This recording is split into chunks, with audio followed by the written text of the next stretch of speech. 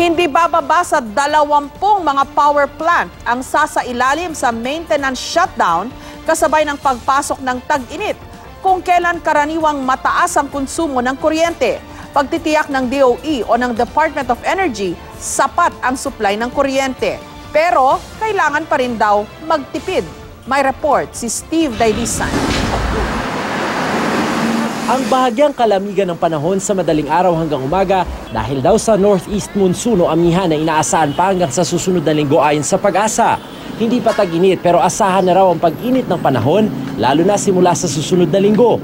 Posible pong matapos na yung northeast monsoon, yung amihan season natin at magsimula yung tag-init around later next week po. At sa pagpasok ng tag-init, unti-unti na rin tumataas ang konsumo sa kuryente. Dito sa kainang ito, doble-doble na ventilador na umaandar lalo na raw sa tanghalian. Sobrang taas ng konsumo. Sobrang taas dahil lahat ng electric fan, aircon simula hapon hanggang umaga bukas. Kaya ang hirap pag kami ikon. Ang laki ng binabayaran. Masasabay pa ang posibleng pagsipa ng konsumo sa kuryente dahil daw sa napipintong maintenance shutdown ng 20 power plants. Sabi ng Energy Department, hindi naman sabay-sabay ang shutdown. Kaya lang mahaba ang shutdown ng planta sa Pagbilao, Quezon mula April 22 hanggang June 10. At ang inaasahang planta sa Limay, Bataan, hindi pa tapos. Meron tayong inaasahan from the Limay plants ng Bataan na dapat pumasok. Dapat pumasok siya noong Pebrero pa.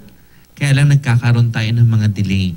Pagtitiyak ng DOE, may sapat na supply at reserba. Pinakiusapan na rin daw mga malalaking malls at kumpanya na gamitin ang kanilang generators kung kailangan. Ibang usapan lang daw kung may mga plantang bigla ang masisira. Kakaroon ng shift ng policy na hindi ipasa kahit gaano man kaliit yan sa ating mga consumers.